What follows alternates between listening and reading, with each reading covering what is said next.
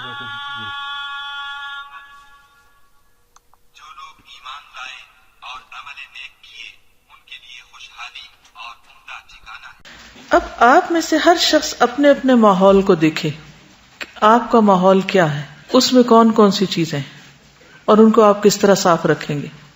مثلا آج آپ جب گھر جائیں تو گھر کی ہر چیز پر نظر ڈالیں جو کہ وہ آپ کا ماحول ہے، مثلا فلور، فرش، بستر، چھت، جالے، شیشے، جالیاں، پھر اسی طرح جن چیزوں سے آپ ان کو صاف کرتے ہیں، جھاڑو، موپ، کیونکہ بہت سے جراثیم آپ صفائی کے نام پر گھر میں داخل کر لیتے ہیں۔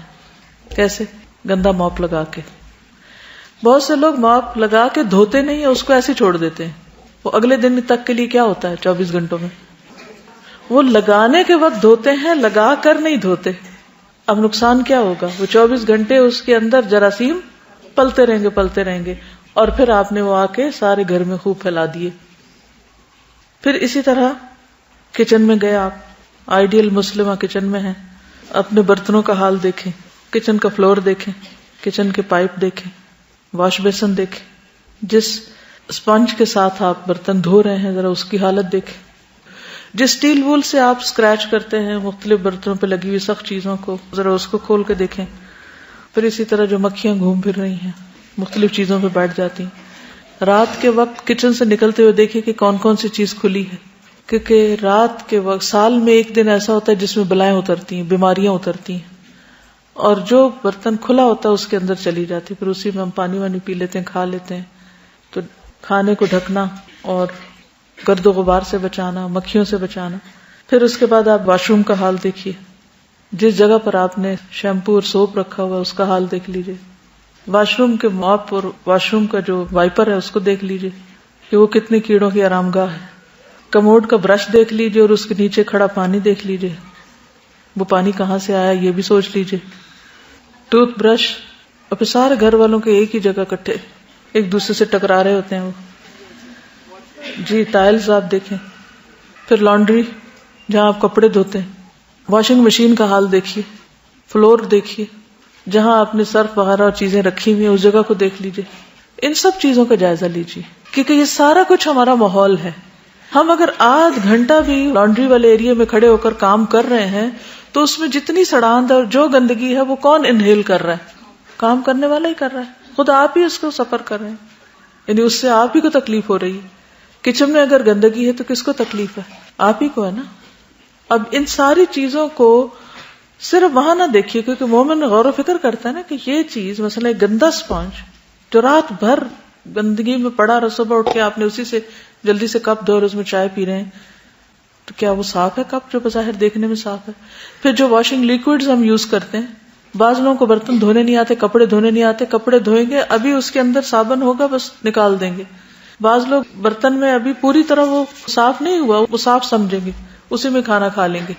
تو اس طرح کتنے ہی انوانٹیڈ کیمیکلز گندے برتنوں اور گندے کپڑوں اور ان سب کے ساتھ ہمارے اندر جا رہے ہوتے ہیں، ان کے اثرات، چاہے وہ اسکن کے ذریعے چاہے منہ کے ذریعے۔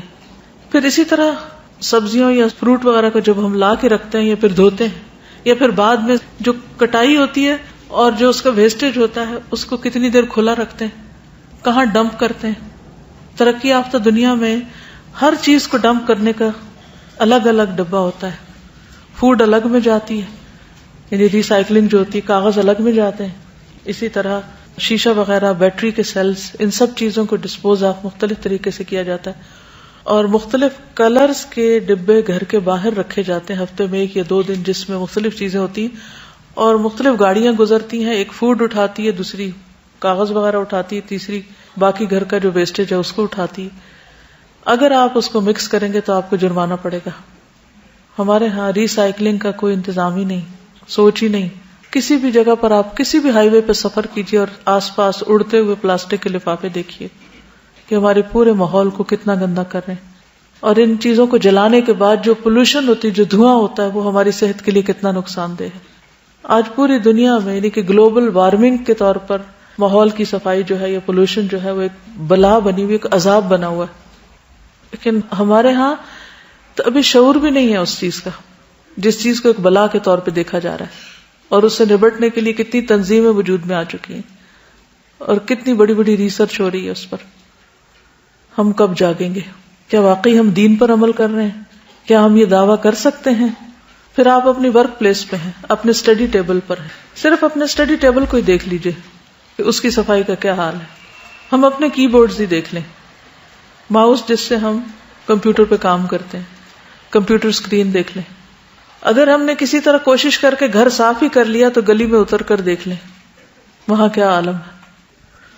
اگر آپ دیکھیں گے تو بہت سارے لوگوں کا یہ کلچر ہے، مثلا ٹرکش جو ہیں ان کا بھی یہی کلچر ہے کہ جوتے گھر سے باہر، کوئی بھی ہو، بڑا ہو چھوٹا ہو، امیر ہو غریب ہو. جاپنیز کا بھی یہی حال ہے، وہ جوتے گھر کے باہر ہی ہوں گے اور اندر ننگے پاؤں رہیں گے یا ساکس وغیرہ کے ساتھ. تو پہلا سٹیپ کیا ہے؟ احساس، شعور، ارادہ، نیت کہ یہ کرنا ہے، اس کی ضرورت ہے، اس کے بغیر چارہ نہیں.